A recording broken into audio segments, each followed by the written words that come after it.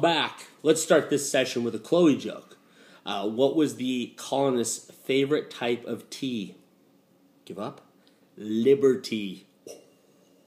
Oh, yes. For the win. Liberty. Thank you, Chloe, for the jokes.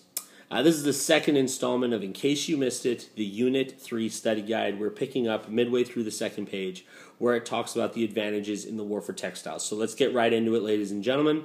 I've heard that some people are actually downloading these and just listening to the audio part of it while they're doing other things. So I'm ringing through people's ears, which is flattering and disturbing all at the same time. If it's helpful, amen, let's do it. Looking at the war for textiles, Great Britain's advantages. Frankly, they've been at it longer. Britain's been at it for over 100 years. They have a massive workforce that we don't have. They also have all of the technology. They have a huge trading empire and a huge merchant marine. And we, the United States, have a few advantages. We have a lot of natural resources to use. Rivers are going to be important in an age before real steam power. And also we have a lot of cotton. The southern states are going to produce cotton upon cotton upon cotton. We have workers, different kind of workers as we get into this next prompt here. The workers of the time period were young farm girls. Not exactly what you think of as a working core, but these are girls who, from a real economic standpoint, don't have much of a function at home. They're a little too young to marry, but at the same time, they don't offer the same sort of help in a physical sense that guys are going to offer around the farm. And so we send them off to these mill towns, and they work, and then they send home their paychecks. Brilliant! This is called the Waltham Plan, sometimes called the Lowell Plan. Okay, economically, what are we trying to achieve here? Well, we're trying to build factories, and we're trying to use the labor force that we have. Now, we're at a disadvantage because the English, quite frankly, are not going to take care of these girls the way that we would take care of them. The English are going to work their workers to the absolute bone. They are going to kill people in order to achieve industrial efficiency. American mills aren't nearly as cutthroat to begin with. These Waltham girls are cared for. Culturally, there are concerts. Their room and board is paid for. All of those things then have to be embedded into the cost of our textiles, which makes them expensive and therefore not as competitive. In the long run, this plan is doomed. It has to fail. It's too expensive in order to be economically efficient. And once all of the Irish immigrants show up, "Oh, Paddy, are you here now?" "I'm here now." "Have you got any taters?" Okay, Paddy and his friends showing up from Ireland, and Sir Germans as well, we are here to work. They would have come over as well and would have done a lot of work for America, less so in the factories, but they're here as immigrants as well. Making our way down the list, some innovators, Cyrus McCormick, who used conveyor belts in order to build a reaper, John Deere, who used steel in order to make a steel plow. Look at the page. Eli Whitney, who used interchangeable parts in order to create weapons for the U.S. Army. There's a huge fill-in-the-blank section here. I guess I'll just go through it. Vast number of people migrated to the west and to the south. People were encouraged by the low price of land.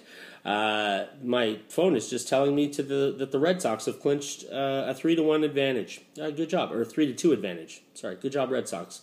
Go Sox. Okay. The transportation bottleneck eased thanks to the construction of the National Road, I beg your pardon, from Maryland to Illinois.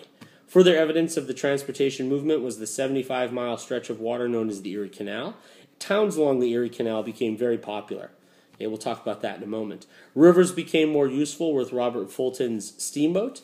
The newest mode of transport, the railroad, connected the Northwest and the Northeast in a system of rails, but the South really developed very few railroads. That's an industrial difference that's going to make a huge technological difference when we come to the Civil War down the road. What did each area contribute to the nation's economy? The South contributed the cotton, which in a sense is the Northeast source of power because they have the textile mills to use the cotton and turn that into other product. The Midwest is where we're going to grow our food. There's a symbiosis then. They all need each other.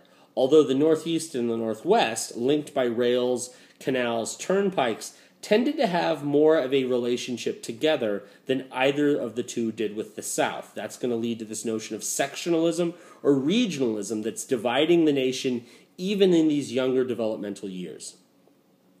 During the period, America saw a dramatic rise in the urban population. Cities along trade routes fared especially well. Examples of this phenomenon were places like St. Louis and Buffalo and Louisville and Cleveland. The city of New York grew 800,000 people, I think, between 1820 and 1860. That's because most of the immigrants and most of the products that we're making go through New York. Some of the classes that evolved from this: the business elite, the higher-ups, the managers, the owners, the individuals who really own the modes of production. They distinguish themselves in a class sense because they don't socialize with people in the middle class. They're considered to be uber wealthy. They educate their children. They have staff who work in their home. They live in the suburbs because they can transport themselves into the city. They're a different crust. They are the wealthy of the wealthies. Okay? The middle class, on the other hand, is kind of the newer rich. Generally one generation into being wealthy, educated in some sort of maybe engineering or business or medicine or something that's going to give you a career, but not necessarily generational wealth. Okay, you wouldn't have had servants, so you need some technology in the home in order to run the home. The woman would be expected to be a hard worker at home when it comes to managing the household, and the children are going to be educated, but not educated by private tutors like you might have in the business elite world. It's these middle class women, they're important. We're going to talk about them when we come to the Second Great Awakening, so keep them in mind. The new urban poor. The new urban poor are my immigrants. They are factory workers. They live in the slums of the cities in horrible conditions. Education is a complete non-starter issue because, frankly, everyone needs to work in order to support the family. There's no chance that these people are going to really be able to gain much wealth because they will always be paid the lowest possible wages. Living conditions, as I said, and sanitation, bottom of the barrel. Okay? We go down here to find eminent domain, which is the notion of the government taking public land, or private land, I beg your pardon, for the public good, as long as they compensate people for it. Eminent domain is important in the growth of the nation because it gives the government the ability to make roads, make turnpikes, make railroads where they need to be by eminent domaining private lots of land that might ordinarily not be there. McCulloch versus Maryland is another Supreme Court case, again overseen by John Marshall, and McCulloch versus Maryland upholds the Supreme Court's the National Bank's constitutionality. The era of good feelings is the presidency of Mr. Monroe, which is known as being a time of general agreement and good-natured getting along. We're no longer at war with the English. We are no longer struggling, in essence, to transport ourselves. We're making our way over the Appalachians, and so America seems to be growing in a bountiful way. Flipping the page, there's a lot of up and down arrows here, so I guess I'll just go up and downs.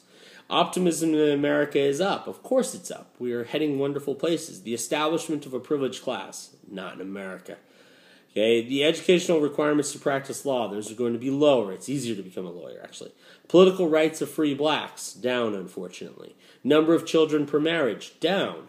More work to do on the frontier, more roles for women to do besides raising children, hopefully more opportunity for them. Republican ideals, that's got to be up. That's this whole period. Expansion of suffrage for men. In the western states, more men were able to vote earlier on. Okay, so if you're a western state, one of the carrots that you dangle at the world is that, hey, if you come out here, you can vote, while you might not be able to in federalist or northeastern states. Political rights of women, down, unfortunately. Love as a motive for marriage, love is in the air. Can you feel the love tonight? That's enough of that. Support for public education, that's up as well. What's Republican motherhood? We talked about that last unit. Republican motherhood is the idea that the women are going to raise the next generation of American patriots. Okay, we're coming up on about 9 minutes, folks. That's going to be unit number 2 here. I'm checking the clock. I'm going to do a third one of these and see if I can get myself up to Andrew Jackson. Take care. Good night.